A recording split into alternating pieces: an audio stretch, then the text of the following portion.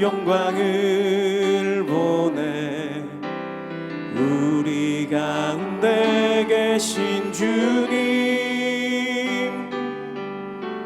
그 빛난 영광 온 하늘 덮고 그 찬송 온 땅 가득해. 내 눈 주의 영광을 보내 찬송 가운데 서신 주님, 주님의 얼굴은 온 세상 향하네. 권능의 발을 드셨네. 주의 영광 이곳에 가득해.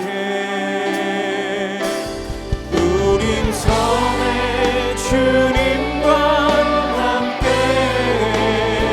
찬양하며 우리는 전진하리. 모든 열방 주 볼 때까지. 내가 만일 내 입으로 예수를 주로 시인하며 또 하나님께서 그를 죽은 자 가운데서 살리신 것을 내 마음에 믿으면 구원을 받으리라. 사람이 마음으로 믿어 의에 이르고 입으로 시인하여 구원에 이르느니라. 성경에 이르되 누구든지 그를 믿는 자는 부끄러움을 당하지 아니하리라 하니 유대인이나 헬라인이나 차별이 없습니다. 한 분이신 주께서 모든 사람의 주가 되사 그를 부르는 모든 사람에게 부요하시도다. 누구든지 주의 이름을 부르는 자는 구원을 받으리라. 그런즉 그들이 믿지 아니하는 일을 어찌 부르리요? 듣지도 못한 일을 어찌 믿으리요? 전파하는 자가 없이 어찌 들으리요? 보내심을 받지 아니하였으면 어찌 전파하리요? 기록된 바 아름답도다. 좋은 소식을 전하는 자들의 발이여 함과 같으니라. 그러나 그들이 다 복음을 순종하지 아니하였도다. 이사야가 이르되 주여, 우리가 전한 것을 누가 믿었나이까? 그러므로 믿음은 들음에서 나며 들음은 그리스도의 말씀으로 말미암았느니라. 그러나 내가 말하노니 그들이 듣지 아니하였느냐? 그렇지 아니하니 그 소리가 온 땅에 퍼졌고 그 말씀이 땅 끝까지 이르렀도다 하였느니라. 그러나 내가 말하노니 이스라엘이 알지 못하였느냐? 먼저 모세가 이르되 내가 백성 아닌 자로서 너희를 시기하게 하며 미련한 백성으로서 너희를 노엽게 하리라 하였고, 이사야는 매우 담대하여 내가 나를 찾지 아니한 자들에게 찾은 바 되고 내게 묻지 아니한 자들에게 나타났노라. 말하였고, 이스라엘에 대하여 이르되 순종하지 아니하고 거슬러 말하는 백성에게 내가 종일 내 손을 벌렸노라 하였느니라. 오늘도 새로운 하루를 선물로 주신 하나님께 감사드립니다. 선물로 받은 오늘 하루도 주님과 동행하는 복된 날 되시기를 바랍니다. 저희 시댁 가문에 복음을 처음 받았던 분은 시할머니셨습니다. 시할머니는 매일 자녀들을 한자리에 앉혀두고 가정예배를 드리고 성경을 읽으며 자녀들에게 복음을 전했습니다. 하지만 이렇게 은혜롭고 평화로운 시간은 시할아버지가 집으로 들어오면 깨어졌다고 합니다. 예수님을 믿는다는 이유로 시할머니는 많은 핍박과 어려움을 겪으셔야 했지만 흔들리지 않는 믿음을 끝까지 지켜내셨습니다. 그렇게 시할머니 한 사람으로부터 시작한 복음이 지금은 믿음의 가문, 복음의 가문으로 이어져 가고 있습니다. 첫 믿음을 시작했던 저희 시할머니만 이런 믿음의 시련을 겪으신 것은 아닙니다. 우리 민족에게 복음이 처음 전해졌을 때도 수많은 믿음의 선진들이 이런 고난을 당연한 것으로 받아들이며 믿음을 시작하셨습니다. 예수님을 믿는 믿음을 입으로 시인하는 것은 상당한 불이익을 감수하고 핍박을 각오해야만 가능한 일이었습니다. 지금은 상상도 할 수 없는 어려움들이 그 당시 믿는 자들에게 있었습니다. 바울이 로마서를 기록할 그 당시에도 예수님을 믿는 믿음을 고백한다는 것은 많은 핍박과 어려움들이 따라오는 일이었습니다. 그럼에도 불구하고 예수님을 믿는 믿음을 입술로 고백하는 것은 단지 언어의 문제가 아니라 공적인 신앙의 선포를 통해서 그리스도를 삶의 주인으로 인정하는 제자의 길을 걷겠다는 것을 공포하는 것이었습니다. 이렇게 구원은 마음으로 믿는 내적인 믿음의 고백과 더불어 입으로 시인하는 외적인 고백이 반드시 있어야만 합니다. 로마서 10장 10절 말씀입니다. 사람이 마음으로 믿어 의에 이르고 입으로 시인하여 구원에 이르느니라. 마음속의 믿음을 입으로 시인하는 것은 나의 인격적인 행동이고 개인적인 의사 표현인 것과 동시에 공적으로 나는 그리스도인이다 라는 것을 고백하는 공동체적인 시인이었습니다. 로마 시대 입술의 시인의 의미는 내가 사회 속에서, 직장 속에서, 세상 속에서 손가락질을 당하고 부끄러움과 수치를 당할 각오를 한다는 의미였습니다. 그런데도 성경은 예수 그리스도를 입술로 시인하는 믿음의 사람들은 하나님 앞에서 부끄러움을 당하지 않으리라고 약속하십니다. 로마서 10장 11절입니다. 성경에 이르되 누구든지 그를 믿는 자는 부끄러움을 당하지 아니하리라.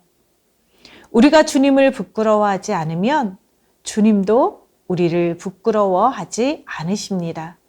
이렇게 입으로 믿음을 시인하는 모든 자에게 차별 없이 우리 하나님은 구원을 베푸십니다.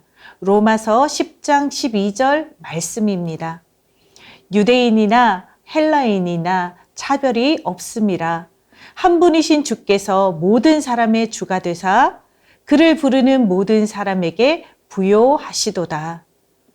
주님은 혈통이나 민족의 차별 없이 그를 부르는 모든 사람의 주님이 되어 주십니다. 그리고 부요하신 하나님 아버지가 그를 부르는 모든 자들에게 아낌없이 은혜를 베풀어 주십니다. 우리의 모든 죄를 용서해 주시는 용서의 풍성함, 우리를 의롭다고 인정해 주시는 의의 선물, 거룩한 성령님께서 내 인생에 찾아와 주셔서 내 속에서 내주해 주시는 은혜, 저 천국에서 영원히 누릴 영원한 생명, 하나님의 자녀로서 하나님이 소유한 모든 것을 누릴 상속권, 이렇게 하나님은 우리에게 아끼지 않으시고 구원에 속한 모든 것을 그를 부르는 모든 사람에게 내어주시는 분이십니다. 부요하신 하나님 아버지가 베푸시는 모든 풍성함을 믿음으로 받아 누리시는 우리 성도님들 되시기를 바랍니다. 이 부요함을 누가 누립니까? 바로 그를 부르는 모든 사람입니다. 어디에서나 주님을 입으로 시인하는 사람입니다. 우리는 예수님을 믿을 때 입 다물고 믿으면 안 됩니다. 신앙 고백도 하지 않고 입 벌려서 찬송도 하지 않고 입술을 벌려 복음을 전하지 않으면 설사 마음으로 믿는다고 해도 하나님의 부요함을 경험하지는 못합니다. 부요한 신앙생활을 하는 사람은 입술로 기도하고 입술로 찬양하고 입술로 가르치고 입술로 복음을 전하고 쉼 없이 입술로 하나님께 감사하고 입술로 주님을 자랑하는 사람입니다. 사랑하는 성도 여러분, 반드시 입술을 열어 믿음을 고백하시고 하나님의 부요를 받아 누리시기 바랍니다. 로마서 10장 13절 말씀을 함께 읽겠습니다. 누구든지 주의 이름을 부르는 자는 구원을 받으리라. 믿는 자가 주의 이름을 부르는 자로 변환되었습니다. 믿는 자는 입술을 열어 주님, 나의 주님, 이렇게 부르라는 것입니다. 주님, 저를 구원해 주세요. 주님, 저를 불쌍히 여겨주세요. 이렇게 간절히 주님을 부르고 나의 주님을 고백하고 나의 주님을 사모하고 시인할 때 하나님은 우리의 믿음을 진정으로 여겨주시고 구원해 주시는 것입니다. 그렇다면 어떻게 주님의 이름을 부를 수 있습니까? 당연히 믿어야 주님을 부를 수 있습니다. 로마서 10장 14절입니다. 그런즉 그들이 믿지 아니하는 이를 어찌 부르리요? 듣지도 못한 이를 어찌 믿으리요? 전파하는 자가 없이 어찌 들으리요?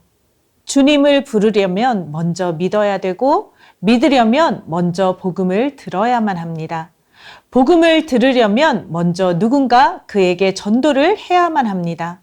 하나님은 사람을 구원하시되 전도라는 방법을 통해서 구원하기로 작정하셨습니다.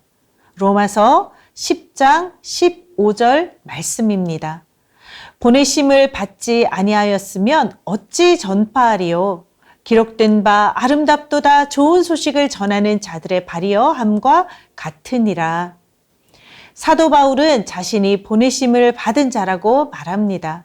그래서 복음을 전한다는 것입니다. 예수님은 제자들을 보내셨습니다. 제자들을 보내면서 땅끝까지 복음을 전하라고 말씀하셨습니다. 사도들의 터 위에 세워진 교회는 이 세상으로 복음을 전하도록 보내심을 받았습니다. 그래서 우리는 보냄받은 존재로서 복음 전도의 사명을 모두가 가지게 되었습니다. 하나님이 보내신 그 발걸음을 하나님은 아름답다고 감탄하십니다. 복음 전도의 사명을 감당하는 발걸음, 그 삶을 하나님은 아름답게 여기십니다. 사랑하는 성도 여러분, 돌이켜 생각해 보십시오. 우리를 예수 그리스도께로 인도했던 그 복음의 발걸음이 있었기에 우리가 지금 이 자리에서 복음을 나누고 복음을 믿고 복음으로 예배를 드릴 수 있게 되었습니다. 생각해 보면 우리에게 그리스도를 전해준 그 발걸음, 복음을 전했던 그 입술만큼 아름다운 것이 없습니다. 이제는 우리도 누군가에게 정말 아름다운 인생이 되었으면 좋겠습니다. 그런데 전도는 너무나 어렵습니다. 우리가 전할 때마다 다 믿으면 얼마나 전도가 쉽겠습니까? 전도가 어려운 이유는 복음을 전하지만 믿지 않는 사람들이 있기 때문입니다. 복음을 거절하는 사람들 때문에 복음을 전하다가 상처도 받고 거절감 때문에 아파하기도 합니다. 사도 바울도 똑같았습니다. 사도 바울도 복음을 전할 때에 믿는 자가 있었고 믿지 않는 자가 있었습니다. 로마서 10장 18절입니다. 그러나 내가 말하노니 그들이 듣지 아니하였느냐? 그렇지 아니하니 그 소리가 온 땅에 퍼졌고 그 말씀이 땅끝까지 이르렀도다 하였느니라. 그렇습니다. 모두 다 들었습니다. 예루살렘에 엄청난 복음의 부흥이 일어났습니다. 그럼에도 불구하고 복음을 거절한 유대인들이 있었습니다. 로마서 10장 21절입니다. 이스라엘에 대하여 이르되 순종하지 아니하고 거슬러 말하는 백성에게 내가 종일 내 손을 벌렸노라 하였느니라. 하나님은 이스라엘 백성들이 복음을 믿고 돌아오기를 손을 벌리고 기다리셨습니다. 집 나간 탕자를 기다리는 아버지가 아들에게 용서의 손을 내밀었듯이 그렇게 하나님은 이스라엘을 향한 구원의 손길을 내미셨습니다. 종일 손을 벌려서 이스라엘 백성들에게 선지자도 보내시고 하나님의 아들도 보내시고 사도들도 보내셨습니다. 그럼에도 결국 복음을 받아들이지 않는 사람들이 있었습니다. 복음을 거부한 것은 그들이 듣지 못한 것도 아니고 복음을 모르기 때문이 아니라 알면서도 거절하는 불순종 때문이었습니다. 오히려 그들은 복음을 완강하게 거부한 것을 넘어서 복음을 핍박하기까지 했습니다. 오늘날에도 복음이 많은 사람에게 전파되고 있습니다. 어떤 사람은 복음을 듣지 못해서 믿지 못하기도 하지만 어떤 이들은 듣고도 안 믿습니다. 어떤 이들은 이해를 못해서 온전히 믿지 못하기도 하지만 어떤 이들은 알면서도 안 믿습니다. 고의적으로 불순종하고 그리스도를 거역하는 것입니다.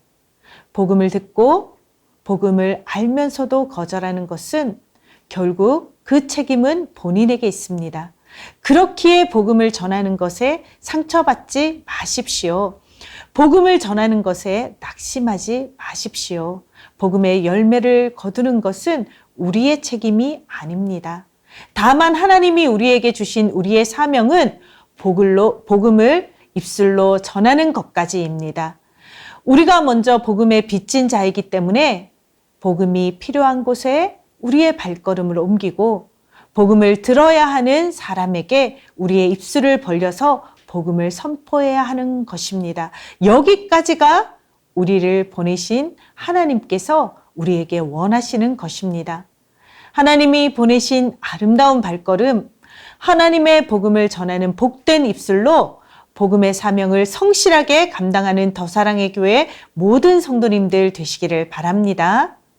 주신 말씀 붙들고 함께 기도하겠습니다. 구원받은 믿음을 마음으로 인정할 뿐만 아니라 입술로 주님을 부르며 믿음을 담대하게 선포하게 하소서. 아멘. 복음을 전하는 아름다운 발걸음과 입술의 전도를 통해 주님이 주신 복음 전파의 사명에 성실하게 순종하게 하소서. 아멘. 이번 주 금요 비전 기도회에서 말씀을 전하시는 김관성 목사님에게 성령의 충만함을 주시고 목사님의 말씀을 통해 은혜 받고 부르짖어 기도함으로써 개인의 변화, 가정의 변화, 교회의 변화를 경험하게 하소서. 아멘.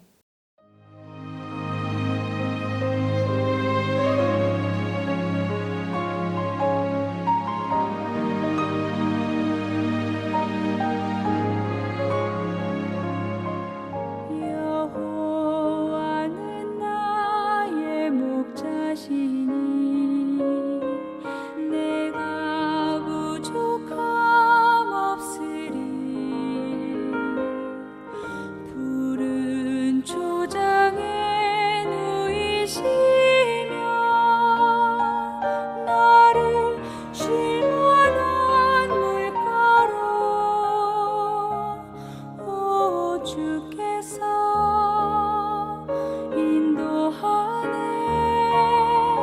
내가 음침한 골짜기